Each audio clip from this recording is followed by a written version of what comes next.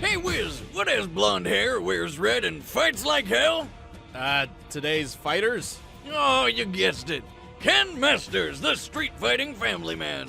And Terry Bogard, the orphan turned king of fighters. He's Wiz and I'm Boomstick. And it's our job to analyze their weapons, armor, and skills to find out who would win a death battle.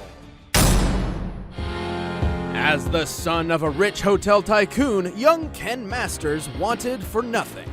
Stupid rich kids, why don't their parents ever teach them any real value? Like squirrel cooking or how to throw a punch. Well, turns out Ken's an exception.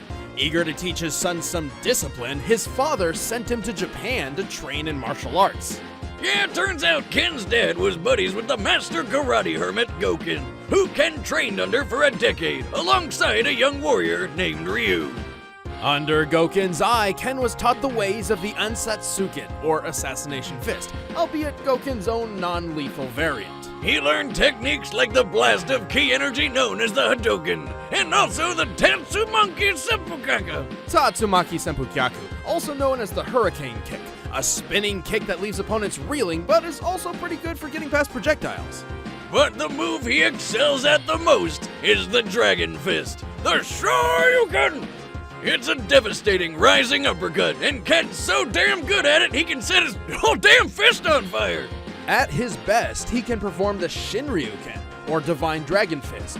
Not only is this attack engulfed in flame, it also creates a vacuum effect, drawing opponents in for multiple strikes. The Shinryuken is the most powerful natural form of the Shoryuken technique. Well, so long as you're not possessed by evil murder energy, but you should watch Ryu vs. Scorpion to learn all about that. With his training complete, Ken returned to America, proving his new discipline and kickassery by winning several fighting tournaments. Including the premier U.S. martial arts tournament, where he won the finals and met his future wife, Eliza. Ho ho ho! That is certainly what I would call a win. Proud of his victories, Ken returned to Goken's dojo to tell his former master the good news. But he got there a little too late. Dang, missed out on all the finger painting. After meeting up with Ryu to mourn their master's apparent death, Ken decided to enter the prestigious World Warrior tournaments, just for the chance to fight Ryu again. But Ken's always fighting, both in and out of tournaments. He takes on anything from crime lords to professional assassins, and he's strong enough to send a man flying 15 feet in the air with a single punch. The force of which would definitely kill an average person, which Ken is anything but. He's strong enough to beat the Dictator Bison with Ryu, and he's fast enough to dodge attacks from Akuma, one of the most powerful characters in the Street Fighter universe. Then there was his cage match against the claw-wielding Vega, where he punched him so hard he completely reversed the guy's momentum after he leaped from the ceiling. Doing so after losing tons of blood from dozens of lacerations, and with both of his feet broken and impaled. Considering much of a punch's force comes from the lower half of a person's body, this is practically unbelievable. Talk about endurance. I can see how he got his wife. The guy's tough enough to fall over 100 feet into the mud and then just get up more pissed than anything else. But when it comes down to it, Ken's strongest asset is his conviction to win, only made stronger when it comes to defending his friends. Though he is pretty cocky, if he's feeling good about a fight, he'll sometimes just laugh at his opponents instead of finishing them off, leaving himself wide open. Still, if you enter the ring with Ken Masters, chances are you're gonna get burned. Come on, let's turn up the heat. Terry Bogard was born with nothing to his name. Hell, he didn't even have a last name. Stranded with his brother Andy, Terry grew up an orphan on the dangerous streets of Southtown. Until they were adopted by Jeff Bogard, who immediately introduced them to a regimen of bonding and kicking ass. Now that's a good dad. Well, until he got murdered.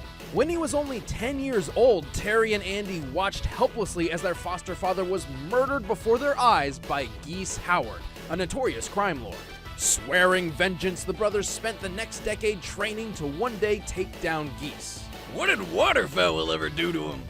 No, not birds, Geese Howard, the bad guy. Look, Wiz, I know you're not a poultry scientist degree holder like myself, but you should know that the singular term for geese is goose. It's just common sense. Well, let's just move on. As the years went by, Terry became an exceptional martial artist, mastering boxing, karate, kung fu, and kickboxing. He developed an impressive list of techniques, like the burn knuckle, a fierce punch surrounded by energy. And the crack shoot, a jumping axe kick. Or he can just punch the ground so freaking hard he makes a power wave, where he sends a deadly wave of energy through the earth towards whatever poor bastard he's fighting. But even after learning all of these, Terry knew he would need more to defeat Geese. Goose. No. So he sought out his foster father's old master, who taught him the secret technique of the Hakyoku Seiken, the art of the 8 extremities holy fist. Holy fist, huh? Is that like punching the Jesus into people or something? No, but he is punching with the power of Earth. Fire, wind, water, heart, go Terry! Okay, sorry, couldn't help myself. Anyway, with Hakyoku Seiken, Terry can literally pull and channel energy from the earth beneath his feet. And with the earth's chi, he can enhance his attacks to extreme level. Like turning his ordinary power wave into the monstrously titanic power geyser. Apart from that, his Buster Wolf punch puts his burn knuckle to shame, and with the Star Dunk Volcano, he slams his foes down in a fiery explosion. So when Terry was ready to take Geese down, he figured what better way than in the worldwide tourney Geese himself was hosting, the King of Fighters tournament. And in the end, he most certainly got his revenge, in a battle which was apparently so intense, its spectators compared it to a fight between starving wolves, earning Terry the nickname, the legendary Hungry Wolf. That's a badass nickname. Although it turns out Terry didn't kill Geese hard enough, so he got to do it a second time. Not that Terry was too weak or anything. For example, in his fight with Jamin, he took a huge explosion in the back, got a car thrown at him, jumped up an elevator shaft as it was blowing up, got blasted in the face with a wall of fire which smashed him into a concrete wall, and answered by power geysering so hard he wrecked the factory he was standing on. He bled everywhere. But then this chick made him better with a good old strip and cuddle. Oh, and that guy jamming, he's fast enough to catch bullets. And strong enough to shoot them back. With his fingers. Not good enough for you? Well, how about the time Terry saved a coworker from 6 falling I-beams by smashing them one by one in midair? Keep in mind, a single I-beam is designed to support over 3,000 pounds of pressure. And he took care of it so fast the would-be victim didn't even notice. It's a bit of a shame then that, at his worst, Terry's a pretty sore loser. Even though his willpower is enough to match the power of Mars, the god of war, an unexpected failure can still really shake him up.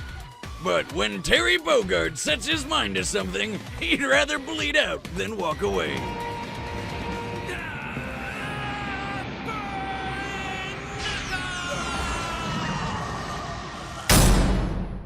All right, the combatants are set. Let's end this debate once and for all. It's time for a death battle!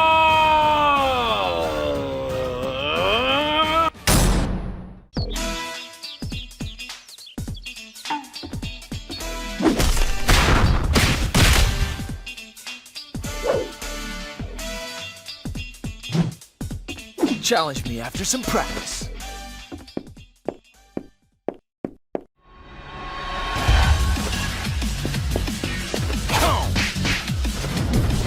Come on, show me what you're made of.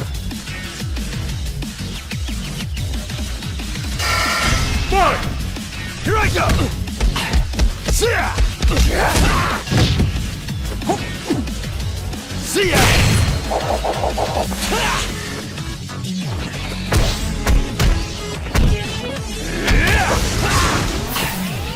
Come on, man.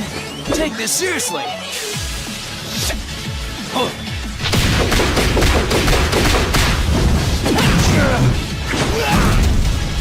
This'll hurt!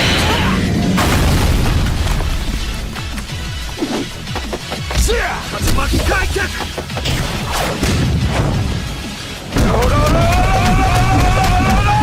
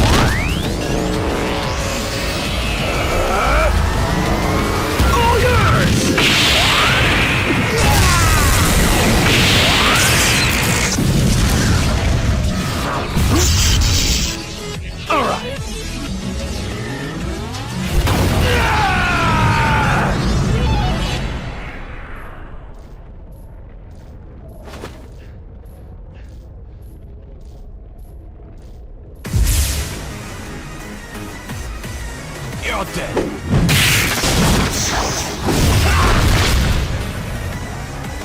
Okay!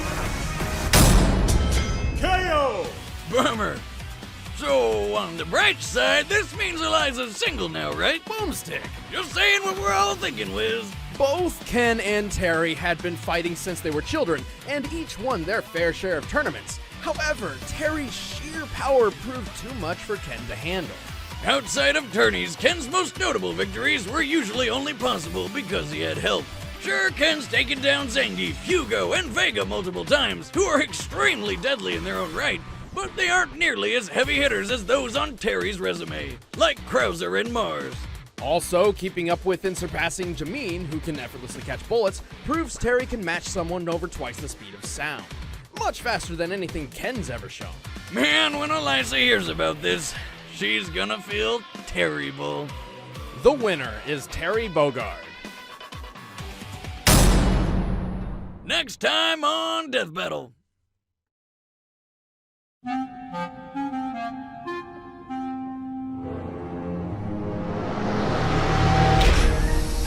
That's your surprise!